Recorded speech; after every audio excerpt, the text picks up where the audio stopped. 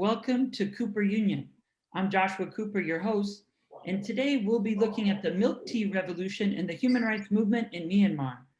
On February 1, people of Myanmar woke up to a coup, and more importantly, it really did remind them of what's happened in the past. But what's exciting is how the people have stood up in solidarity with one another to demand dignity, human rights, and fundamental freedoms. Today, we'll be talking to two people on the front lines of freedom, sharing their stories and discussing what's possible. I'd like to welcome our two guests. Hello, how are you doing today? Cooper, we are doing well. Yes, I'm doing well as well. A little bit tired though. Yes, no, it's a very difficult time. I know we have our two guests. One is coming to us live from Yangon, and the other one is coming from Tongji. And so we thank you both because we know we're making this video so we can make sure that the information gets out to the world before the government cuts off the internet. And we're looking forward to hear from you. Could you maybe describe to us, since it's not the first coup, maybe how this is similar or unique to what happened in 1988, as well as in 2007? Thank you. My name is Lian, Sian, and you can call me Lian. So thank you for that for this special program to let the world knows what is happening right now in Myanmar. As for me, I studied in Japan with my friend for 5 years for the last 5 years, and I came back last year to Myanmar to contribute what I have learned from the Japan. Then unfortunately, the whole world was experiencing virus, and then now the Myanmar is right now we are experiencing the military coup. So comparing what has happened right now so far and with what happened in the 88, or we call it 1988, August 8. So there are many differences and many similarities, according to my observation. So in 88, some similarities, like all the students are very active in protesting against the military dictators. They are very brave and they are very open and they are very courageous. That's what I am seeing right now and what I heard what happened in the 88 strike. And another one, another one is like in 88, the different one is during the 88 revolution, people really trying to establish democracy in Myanmar without really experiencing what democracy really is. But for this time, many generations, like the new generations, we call it Generation Z or Z or whatever, Generation Z, they truly experience a certain extent of freedom for the past 5 years or 7 years. So they get connected to the war, and they see, they experience, they observe what been happening in the war. So this generation, this revolution, people are fighting, people are trying to push forward what they really know or what they felt in the last 5 years, the freedom and the connection with international community is what we've been really keeping in our mind. And in terms of politics, in 88, we didn't have any constitution and to base on for our action. But this time, even if it's not democratically written, we have 2008 constitution. Of course, the military just make use of this constitution for their own benefits. But at least we have the 2008 constitution, and we have elected legitimate government by our own people. So that makes huge difference at this time. So we have constitution and we have the people who knows which person they vote for. So this is also another differences. And this generation, as the 88 generation or 2007 Saffron Revolution generation, do protest peacefully without any arms or without any violence. We do protest peacefully. I witnessed, I observed, I was also involved in the protest. We just bring things to cover ourselves, to defend, to protect ourselves from the armed forces.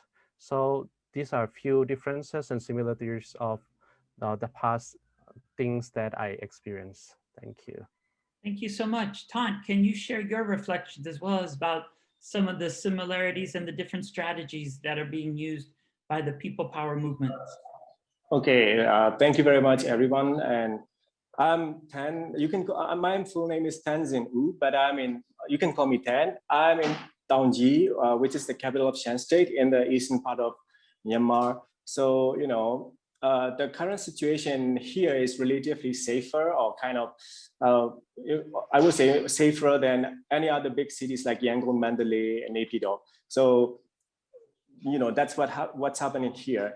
And for today, we in my hometown, Taungji, we started to have a successful demonstration, like how can I say, the so-called Generation Z, the young guys, the young generation, they did a very effective plan against the soldiers and the security forces to protect the protesters. So it was a great kind of situation, although some like 30 people were detained or like captured by the police so far for today, as of today. Okay, let me go back to the question about the difference between 88, 2007 and this 2021 thing. So one thing you need to remember is that me and Paul or Lian, both of us were born in 1987.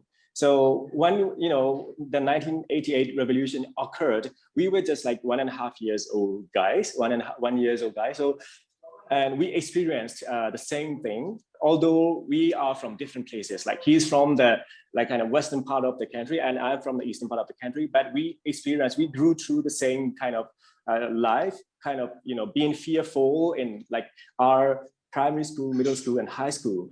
Then when we can also say that we were born with fearfulness. That's what we experienced. And then when the 2007 Saffron revolution occurred, we were both university students. He was in Yangon, I was in Mandalay, and we were like, we witnessed some kind of monks taken on the streets to against a military coup or something like that. So at the time, like when I would say that I didn't know much about 88, my experience, but for 2007 one, I was a medical student, and we were kind of like reluctant for my case. Like I was kind of reluctant to take part in the demonstration, and I was like, looking around the monks and nuns, and that's all. And I was really worried about like if I couldn't finish my university, or even like my parents were so worried about me like to be involved in the demonstration. So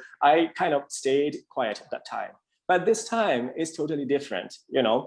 How can I say, the revolution is kind of led by one of the, how can I say, revolutionary strategies is led by medical doctors. So including my juniors, my seniors, like my colleagues are all doing civil disobedience movement already for like a month for now. And then I'm so surprised, like the students are so brave and they don't really care about, like, they don't fear at all. So maybe that's the biggest change. And also for our generation, which is called like Generation Y. So for us, it's kind of like, how can I say? We were kind of thinking that our way of demonstration is like, one has to take the lead, and one will take the risk, and one will lead all the demonstrators by saying like kind of, how can I say, giving speech or something like that. But this time, until now, we couldn't find any kind of specific leader. everyone is leader. So that's kind of huge difference. And also, in addition to what Lian has said, I think compared to 1988, that's my personal point of view. In 1988, we didn't learn much about Aung San Suu Kyi. I think we have to give credits to her as well, because the past 30 years, we've learned about courage. We've learned about how to be, and fearful. We learn about, even though we didn't learn specifically, we were hearing a lot of her speeches and a lot of her, sayings, and especially after the past 5 years, we had a very kind of, day-to-day influence by her through television, kind of radio, even during COVID time. So this time we were kind of surprised, we were already kind of ready to take on the street and be oneself and lead ourselves to be in the revolution. So the main difference is that for me, from my personal point of view, in 1988 and 2007, we were looking for a leader or something like that, and we were even right after the coup for 3 or 4 days, we were lost. We were losing. How can I say not losing?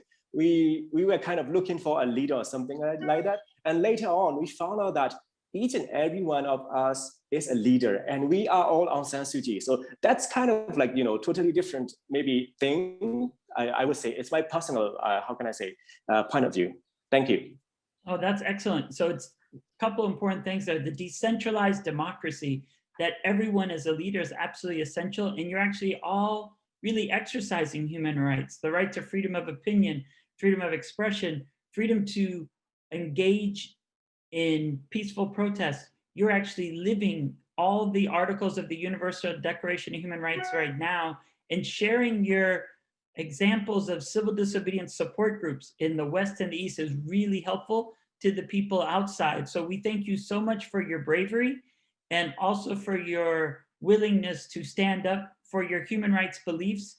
And it's also good to be able to compare and contrast, and then be able to coordinate so that you can be even more effective in your actions into the future.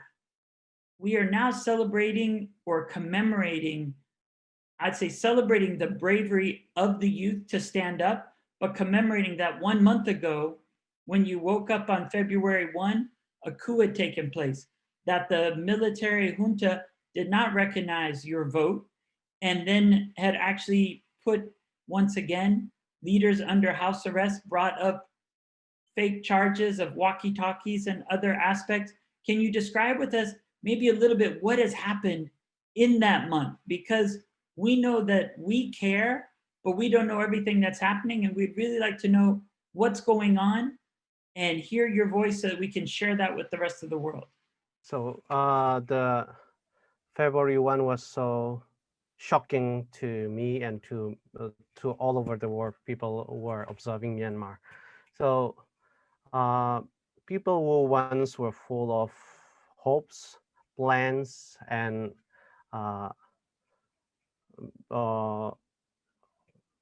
those people, I can describe, those people just lost everything in a day or in 1 hour. So by the time the coup happened, I was in Naypyidaw, the capital city of Myanmar, where the coup happened. And I accompanied some member of parliaments to give advice and to coordinate with them for the next 5 years plans. So, and then unfortunately I got COVID positive. I tested positive, and I was sent to the hospital at the Naypyidaw hospital on the 29th January. So so by the time the coup happened, all the telecommunications were cut off. The internet was cut off. We ourselves could not walk around even inside of the hospital, just only inside of our isolation room. So I feel, and by the time I received that news, I was so shocked, and I feel so intense and very disappointed and frustrated, because the past 5 years, to be honest, I believe many politicians were not really ready how to run the country. So after that, they got many lessons and ideas. So many of the new elected parliament members have better ideas, better plans for the democratic transition in Myanmar and for the well-being of the people. So those plans, like what we really uh, put effort for many hours, just gone away in just in a day. So it is not just a loss for politicians, but for the whole country, for the democratic society, for the whole country. So and that is what I experienced on that day. So we lost hopes, and many, like my friend, many of us really experience what military dictatorship was for the past 20 years. So we were so scared that the history repeat itself, like coming again, the education, the freedom, all will be constrained and no more, and everything would be limited again. Uh, uh, of course, the military juntas announced that they are still holding the 2008 constitution democratically, but we know for sure we cannot believe them. The history taught us what has happened in the previous decades under military junta. So we know gradually the military would uh, seize the power and more harms to the people. That what we are certainly sure what would be coming, and so that is really terrifying for our people, for the next generations. And another observation is uh, like in the blessings in disguise. For one point, this coup totally destroyed the civil military relations that we been trying to build up in our country for the past 10 years. Now it got to going down to minus, not just zero, minus. And I don't think it would happen again. It would take more time, more efforts to build again. On the other hand, I could see that people from different ethnicities have similar feelings, more connection between each other, because what happens to the Rohingya or what happened to the Kachin, the other minorities, the the rest of minorities or the rest of the ethnicities could feel now what others have been experiencing in the remote areas, in the frontier areas, or in other areas. So these are the things that happen just right now. And these are things that I personally observed by myself in these days. Thank you. That's an excellent point to point out how all the human rights are interconnected, but also that everyone's human rights are interlinked. And if one's group's rights are violated, everyone's rights are violated. So in a way, it's bringing the country together that might have been divided to actually realize in unity, the only way it'll ever survive is rooted in human rights and standing up for each other and seeing each other as equals. Thank you so much. That's an excellent point. And Thant, would you like to continue your observation since February 1?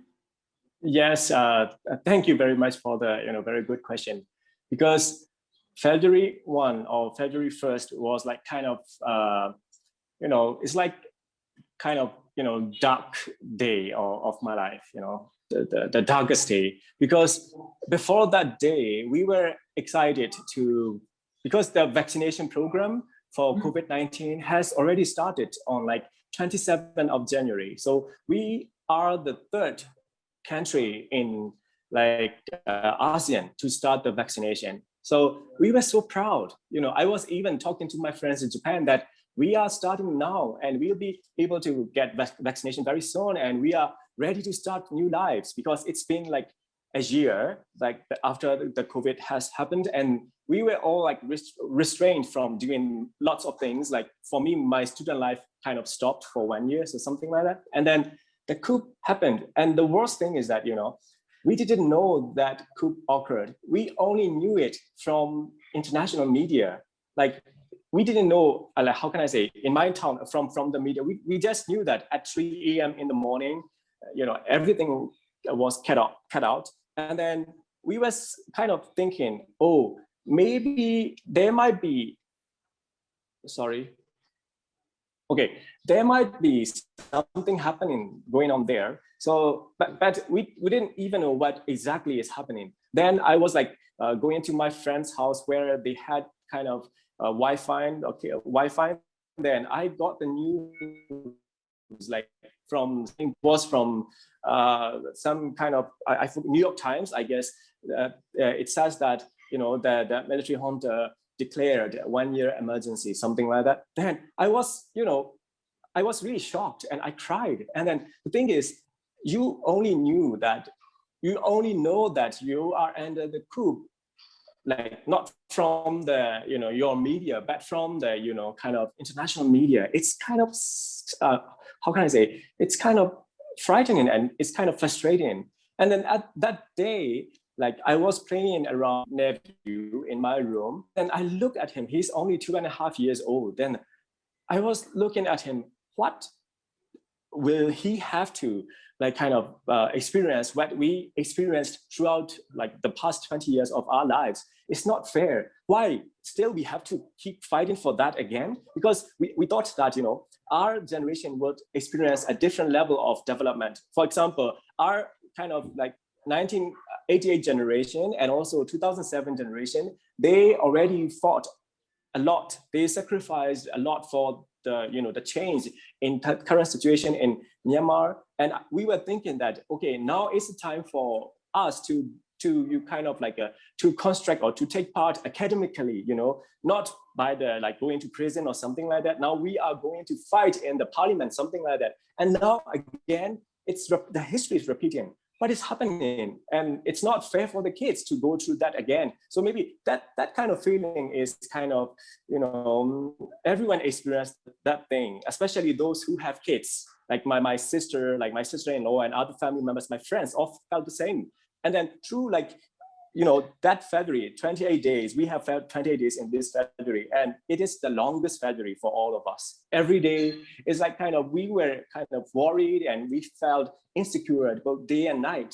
Like every week is like, every day is adventurous in a bad way. It's really, really scary. Every day we were just looking at the like kind of internet, or at night, like closing our eyes. We were sleeping, not because we wanted to, just our body, got tired and they fall asleep automatically. And we were looking at the like kind of switch or lamp and electricity. It might be cut off in the morning. Even like the internet might be off in the morning. So every day, so uncertain. It was terrible. And then on the other hand, like through this, we were scared, and especially like we felt really bad that what this police, army, they all become like robbers. They are like worse than them. Like they are like taking tracks and like kind of, military tracks and kind of lots of soldiers, tanks, and, like kind of holding heavy machine guns coming into this like kind of, cities and threatening us. It's like, what? And we had nothing. We have only like kind of to strike the pants at night. That's all we could do. So we cried sometimes. Sometimes it's like kind of, we were depressed sometimes, and sometimes we were energetic. It's kind of crazy. The whole man was crazy. But on the other hand, like Lian said, we felt sympathized to those who ever suffered from the military, kind of robbery. I would say robbery. They are robbers. They are terrorists. So their action, everything, we could relate to that thing. Especially like I'm a minority because both of my parents are from minority. So I'm a minority of minority. And then I felt like, but I live in big cities, so I didn't have any experience about such kind of terrible thing. And this time we started to like every day we are experiencing such terrible things, and in our eyes we saw what had happened to those ethnic groups, who have been in civil wars, especially those Rohingyas as well. We feel really sympathize for them. It's really, really. I feel terrible about myself as well, because how can I say, we feel bad for them, but we didn't sympathize enough to all of them, including Rohingya and other ethnic groups whoever suffered, and also political prisoners, and also those who got long-term prison in 1988 and 2007 revolutions. So that's terrible. And on the other hand, we found very united this time. And I didn't understand about how diversity can be a unity and how diversity can be strength. And I think we are feeling that now. And I'm really it's sad, it's unfortunate, but on the other hand, I'm really proud and I'm very hopeful with how we are united, the unity and the strength of all of us together fighting for the the kind of how can I say, unfair injustice. So that's how we felt throughout this month. Thank you. Thank you so much. And we want you to know that we stand in solidarity with you. And in our final 5 minutes, maybe you can share what we can do around the world to be able to be allies with you. We know the US will be the chair of the Security Council. We also know ASEAN are taking some steps, and there's the ASEAN Charter, and there should uphold human rights. What are some steps that you would ask people hearing your story now, how we can stand in solidarity with you? And please share that with us in the final moments of our time together. So I'll go first this time. So the thing is, we've already experienced how, terrified they are.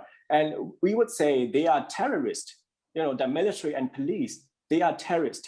So I would like to ask all the international community and all the, organizations, treat them as terrorists and do what you can do to help us. We are so helpless. We have only our bodies, we have only our souls like to sacrifice. So, it's like treat them as terrorists. Do what you can to treat terrorists. They are not humans. That's what I can say for the moment. And thank you very much for standing with us. Every day, your nation, your statement, everything give us like strength. So thank you for that. Thank you so much. Wow. Lian. So I want to repeat what the Myanmar's permanent representative said at the General Assembly. He said, we want the strongest possible action to restore democracy. So I really want to focus, emphasize, and repeat it several times. We want strongest possible action to restore democracy, because of course we appreciate for the statements of condemning coup, but it's not sufficient. And we welcome sanctions, but it should be target sanctions to the coup leaders and dictators, because we experienced for many years, the sanctions severely impact some of the innocent civilians like us. Even to get a visa, even just for a transit visa, we have to apply for like a week. That's not fair for us. We are not, and we were not terrorists. We would not commit any crimes, but just to get like 1 hour transit visa for like applying a visa for a month in advance, it's not fair. So we welcome sanctions, but please be careful and make sure it's targeted to the dictators. And another request we would ask to the international community is, please, for the citizens, please support our CDM movement, civil disobedience movement. Right now, like many states, like my own state, I'm involved in the CDM support of my state. Thousands of people of civil servants are involved in the CDM. Not just my state, many states and all over the country.